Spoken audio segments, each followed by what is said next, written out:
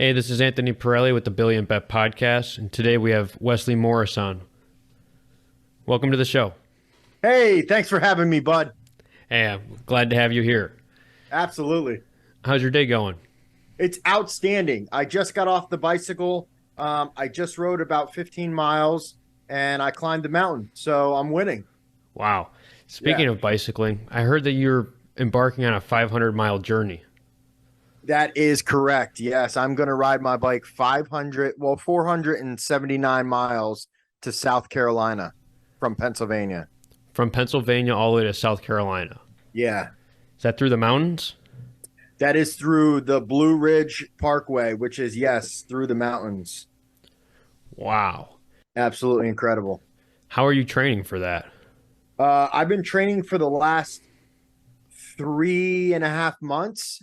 My training schedule is kind of like Monday, Tuesday, Wednesday, 15 miles, Thursday, Friday break, and then Saturday, Sunday, 60 plus Each day.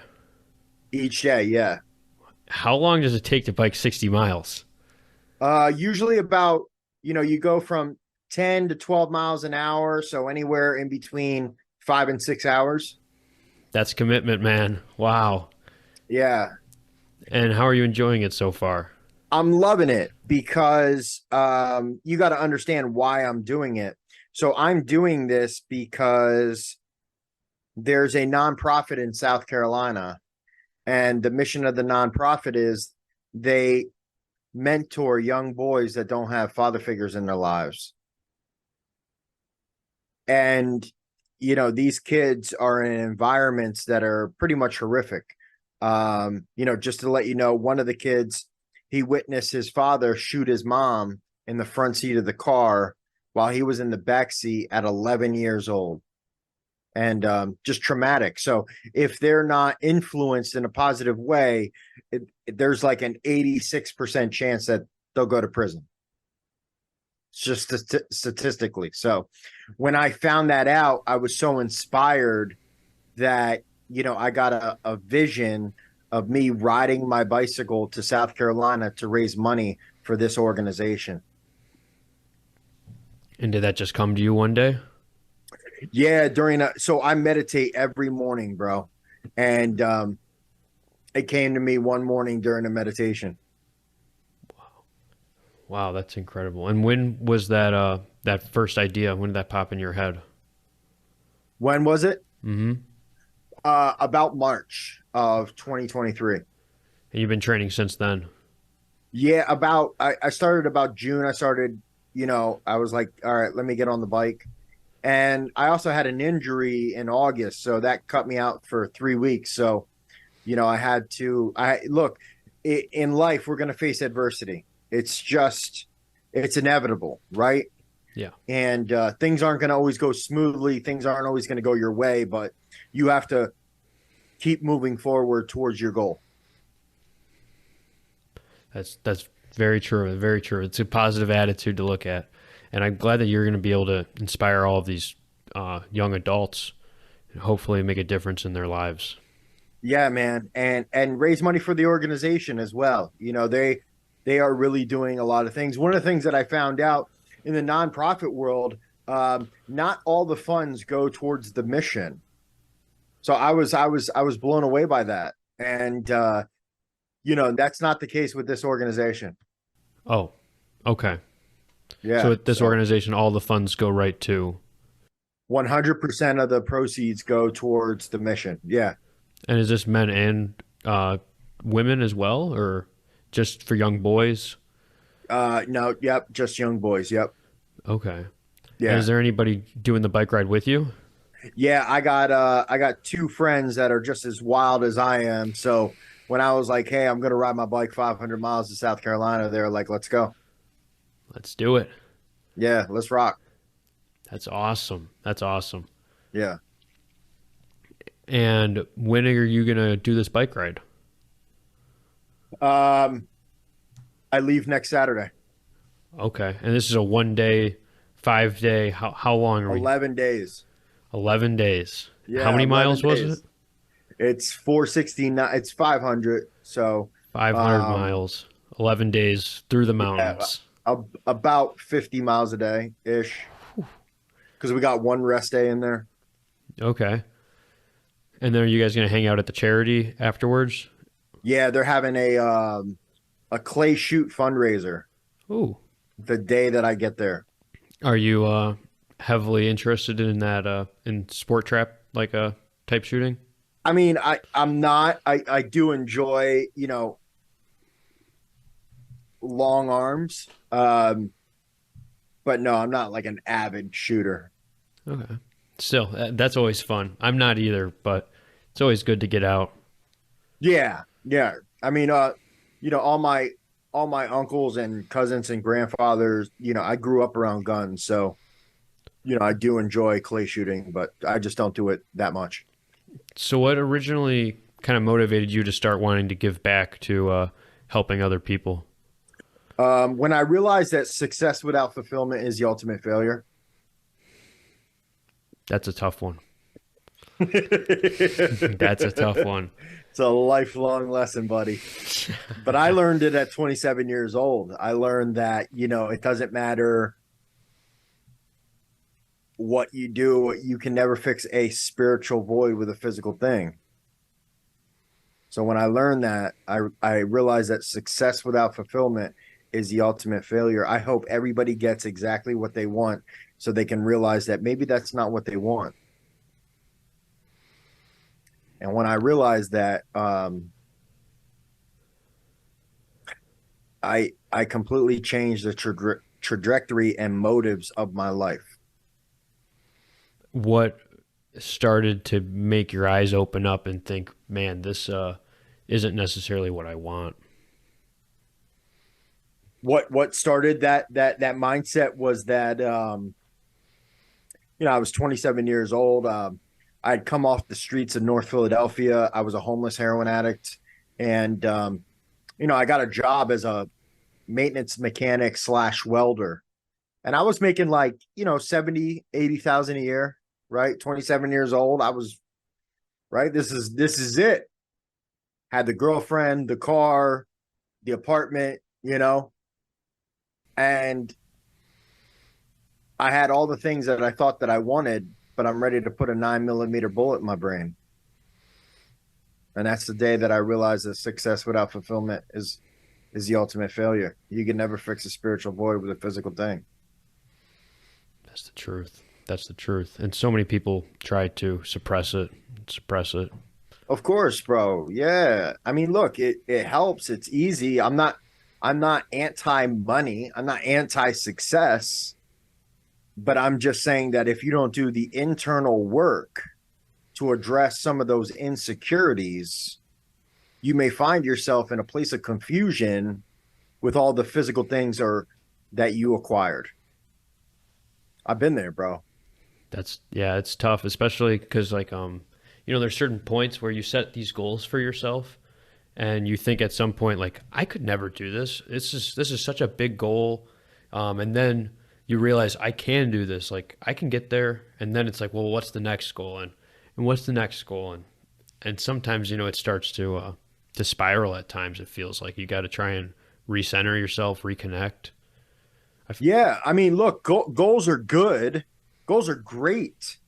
And I'll tell you exactly why. Because the purpose of a goal is not to accomplish the goal. The purpose of a goal is to become the person necessary to accomplish the goal. There's a transformation process that happens as a result of reaching and stretching outside of your comfort zone to acquire something that you don't have. You have to become a new person. I became a new person as a result of getting ready for this 500-mile ride. And you have to, both physically and spiritually. That's Yeah. a mentally enduring. It's not a 1 day race. This is 11 days. Yeah. It's a marathon, baby. Let's go. Yeah, that's for sure.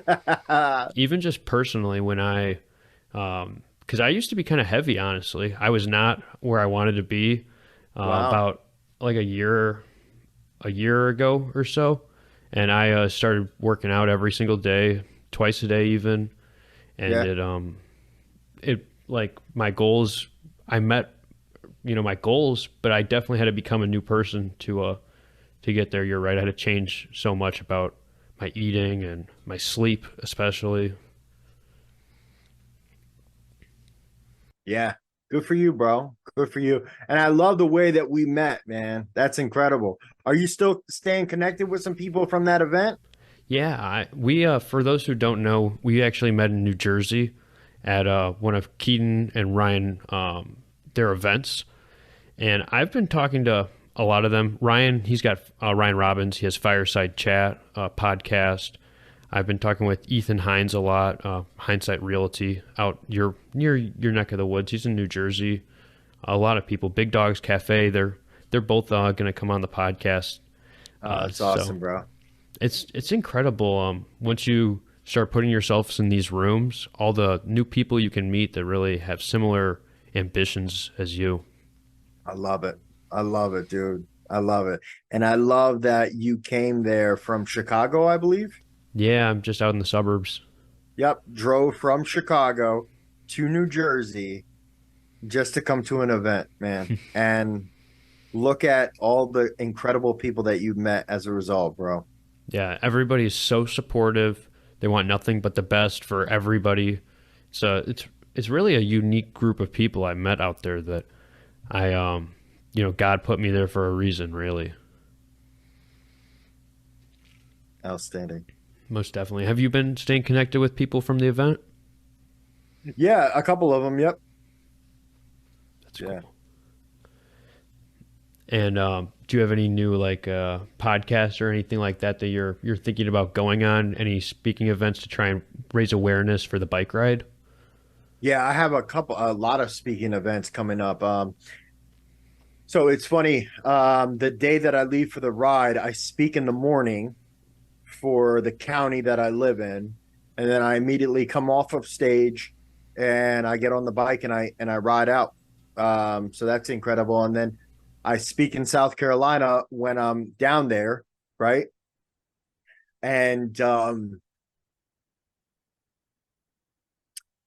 and then I come home and I immediately have three more speaking engagements the week that I come home. So it's incredible. And Yeah. are you going to have somebody filming you on your ride? Yeah, we're gonna capture content for sure. GoPros, you know, the helicopter thing, The drones. drones. Yeah, that's it. Yeah. Yep. Those are awesome. My friend Yeah. has one, and he kind of backs up to a forest preserve, and we Yeah. flew it up from his back porch over the forest preserve. Went all around. Oh, nice, dude. That's awesome. It's a completely different perspective on things. Yeah, I love it.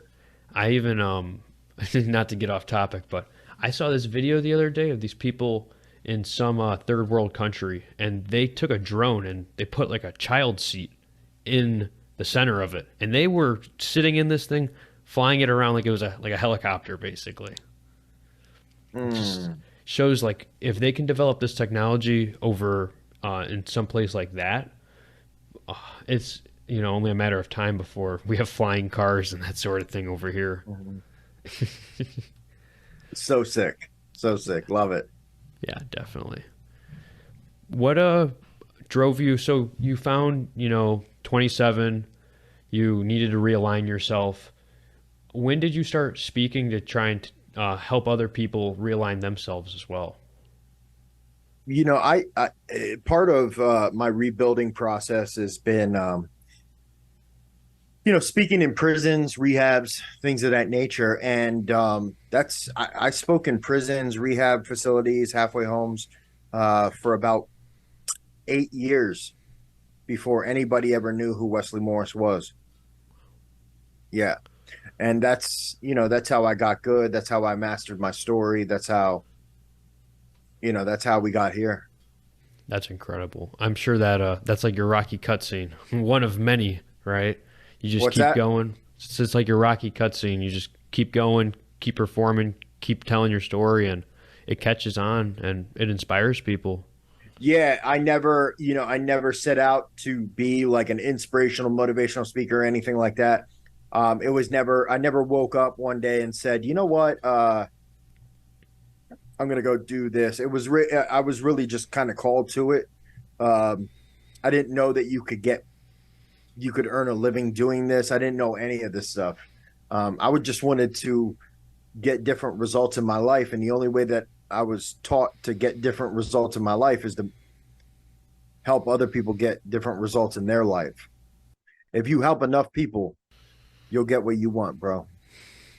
That's always the goal, honestly. You gotta help people really.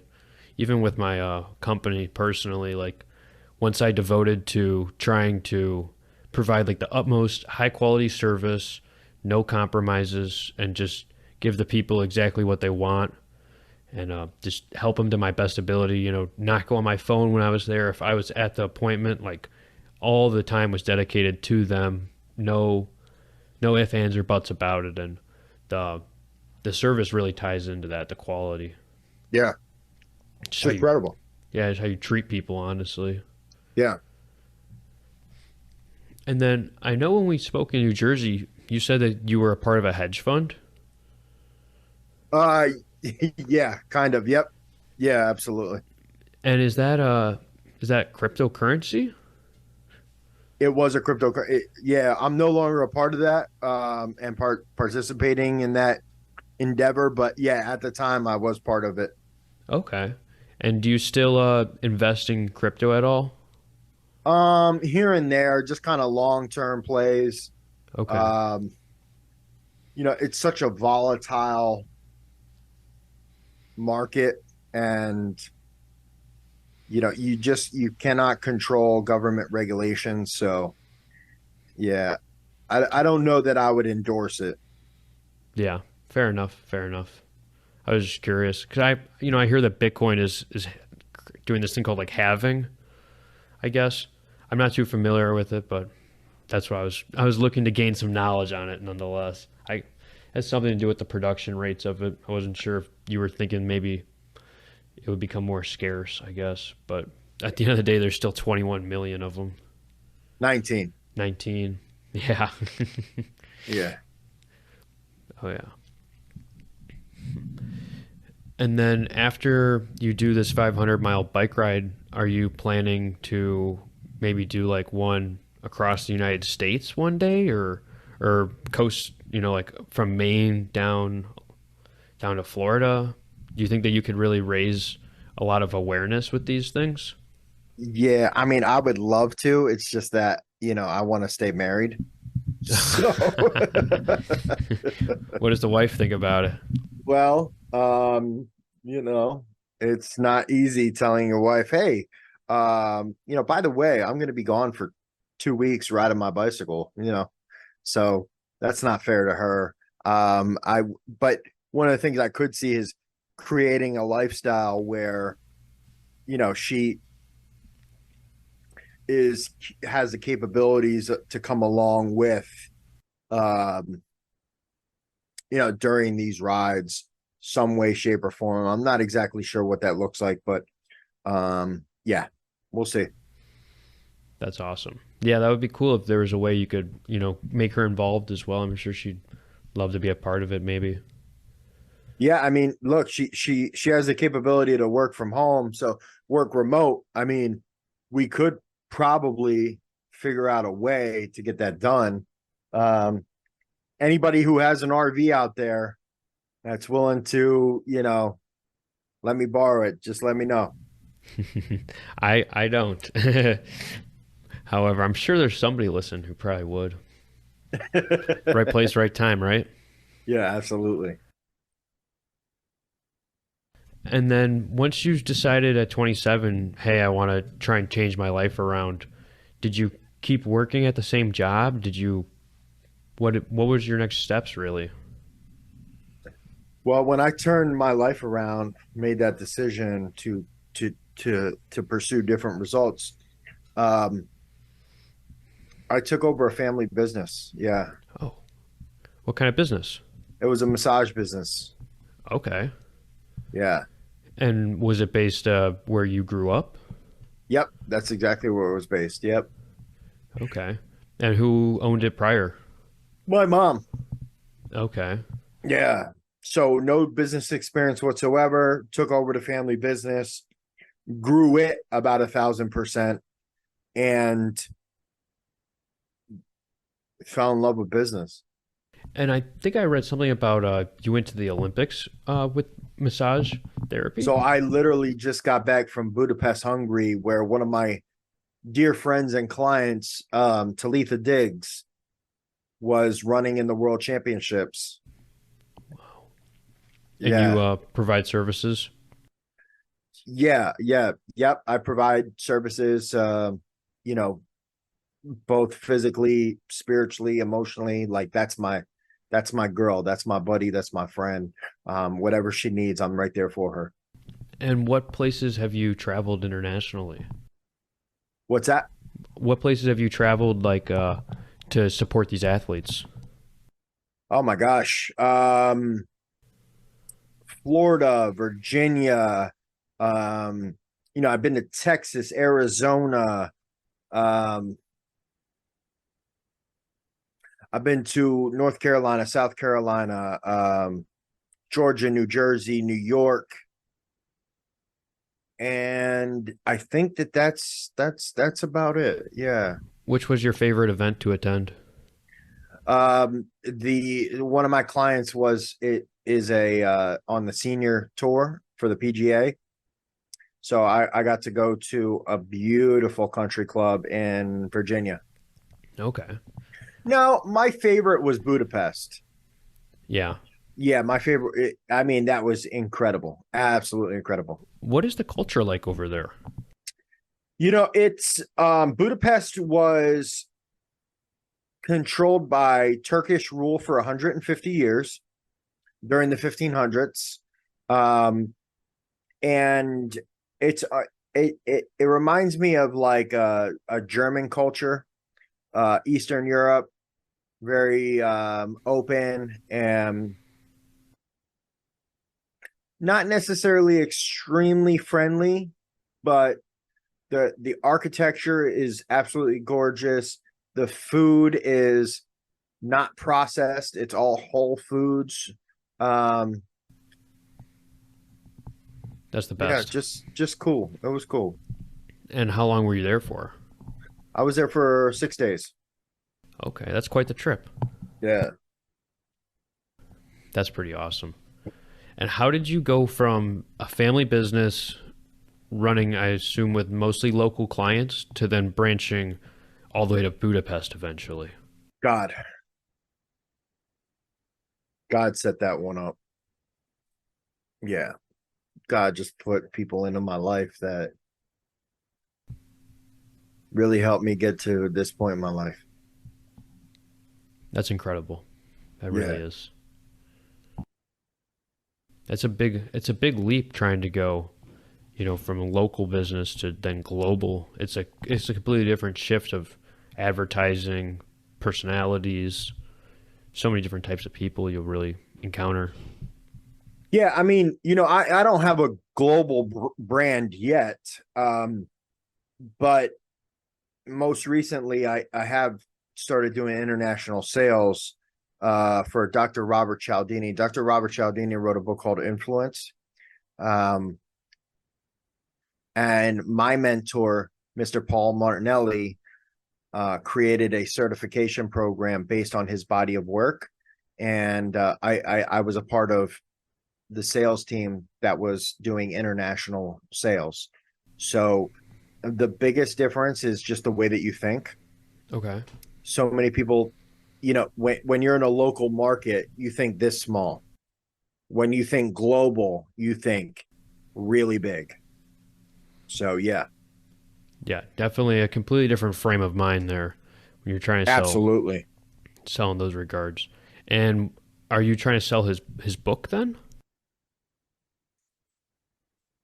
No, just the certification program. So he wrote a book called Influence in 1984. This book has been used by so many Fortune 500 companies, Tony Robbins, Warren Buffett, all these guys, they endorse Robert Cialdini and this book Influence. Okay. Paul, my mentor, created an online learning platform backed by the principles that Dr. Cialdini has created, right? Yeah. So if you go through the online learning platform and you pass the test, you are now certified and know what you're talking about in regards to influence. That's very unique. I'm sure it has a pretty big audience too, right? Oh yeah, huge. This guy's huge. Okay. Maybe I haven't heard of him personally. He might be a little before me. Well, I mean, look, it was 1984. You weren't even born yet. I was So 2002. yeah, yeah. He's he's a classic. Okay. Definitely. And how have you had to change your diet in order to train for this bike race? What are you planning to eat during these 11 days? So the good part about what I'm doing is you burn between 2,000 and 2,500 calories per day. That's how much you burn. So you have to intake your regular 2,000 calories per day plus an additional 2,000, right? Yeah. So you're trying to consume as many calories as you can, but you want clean calories, right? You don't want, sugar and processed corn syrup and all that stuff. No, I want good fuel in my body because I need to, I'm going to be operating at optimum performance, and I need that for sure. So what are you going to be eating? Like jerky? Yeah, my friend's doing all the nutrition He's stuff. doing all that stuff. Okay. Yeah, I'm bringing all the snacks and stuff like that, a lot of granola bars and things of that nature. So I was reading this thing about this marathon runner, and he would actually eat sticks of salted butter, pure butter, but it was salted because you got a little bit more electrolytes and stuff that way. However, his body was metabolizing the food intake like so fast that when he would eat the butter, it was the only thing that could really give him like almost instantaneous energy that could digest fast enough, effectively enough, but not be like very like because granola and stuff when you drink water will expand in your stomach, but the butter won't expand because it's just fat basically.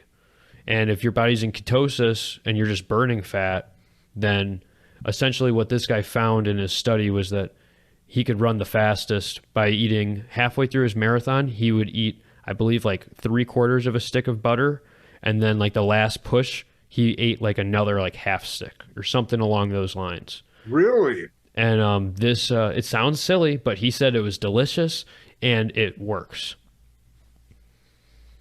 Salted butter. Salted butter. There, you could look it up. There's a whole study on it. Wow, bro. Yeah, That's that's awesome. yeah. So it sounds a little goofy, but it works. Honestly, it really I'm does. going to try that. Yeah, I would. Wow. Let's see. Interesting. Yeah, that's about as far as my extent of on it goes. But I don't know. It's something to think about. It's clean, right? You're talking about unprocessed. That's pretty raw. Yeah. Butter's needed to make everything, right? Like I literally just got off the bike 30 minutes ago and I got to eat my fuel now because you have a window and I forget what it's called, but glycogen window. Um, you know, one of the benefits of working with world-class athletes is they know all the little tips and tricks to get you there. So it's not just about riding the bike. It's about making sure that my cardiovascular endurance is there, right? Making sure that my core strength is there. Um, just getting ready for the ride. Do you take any supplements or vitamins? Yeah. every day. What do you like to take? Mm.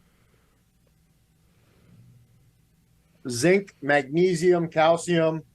I like mushrooms. So it looks like cordyceps. I also take Alpha Brain. Shout out to Joe Rogan. Okay. Shameless plug there. I take CQ10 for my mind and my heart. I also take fish oil. What's CQ10? CQ10 is supports heart health. Okay. And have you found a difference after taking some of these? I've heard people talk about the Alpha Brain pretty highly. Alpha Brain, yeah. I don't know exactly what's in it, but it works. It helps. Yeah. And it's caffeine free. I don't like a lot of that jitter stuff. Do you drink coffee? So, what's that? You drink coffee? No, I drink coffee in the morning. Okay. But no pre-workouts? Nah, No. Me neither. I actually don't do any caffeine. really? Not even coffee. Oh, that's awesome. I don't like the taste of coffee. That's why I don't drink coffee. It's not because of the caffeine. I just don't like the taste.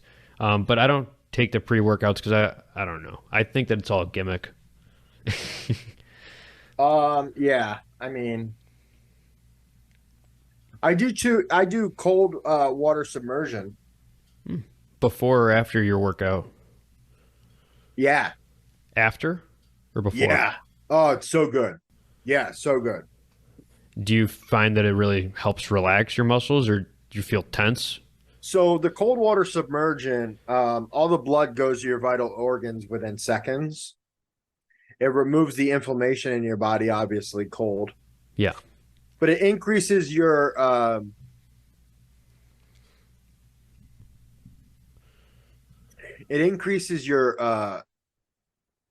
adrenaline, right? Because you instantly go into fight or flight. So when you come out, you feel phenomenal, right? You and it's about overpowering your mind on those days where you don't want to do it. Like I'm in control. I say we're going in this water, right? And then, bro, I sleep like a champion. So what time of the day are you doing this? I try to do it late at night. Okay. Okay. Yeah, because you can get a little foggy, and at least I do. I don't know. 3 minutes, I'm out, and yeah, it's really good. So are you using your bathtub and throwing ice in there or do you have an actual like set like how does I've only ever used my bathtub. Yeah, no. So I got a barrel outside that yeah. Really? Like a whiskey barrel. Yeah, it's huge. That's awesome, man. Yeah, it's so awesome. Yeah, I love it. So I want to challenge you to try and do a cold plunge before you work out, actually, Oh, interesting. Okay. because there uh, there's studies that show that submerging your body and having your muscles be cold and then working out and forcing your body to heat up can boost a lot of calories, can help with your circulation. It's really good for your body actually. And by cold plunging prior to working out, you won't lose any of because when you go, into the cold water, your body tries to de-inflame itself, but Yeah. that ultimately does lose out on a little bit of the muscle mass you're gaining. So if you do the cold plunge prior to working out, you won't lose any of that potential muscle mass you might gain. And I'm sure that you could even probably do it after. I have no clue about about doing it twice, but try and do it before once. It's different, definitely, because even when you work out, you feel a little different because you're kind of cold. I will. Yeah, it's just a good change. You ever use the sauna? Yeah, from time to time. Yep, absolutely. I go to Lifetime Fitness, so they have a sauna there. There's no ice bath, so I don't do that as much, but I enjoy the sauna, especially before bed. It helps you relax. Well, dude, the cool thing about Budapest, Hungary over there, if you have like arthritis or something, some ailment like that, Mm-hmm.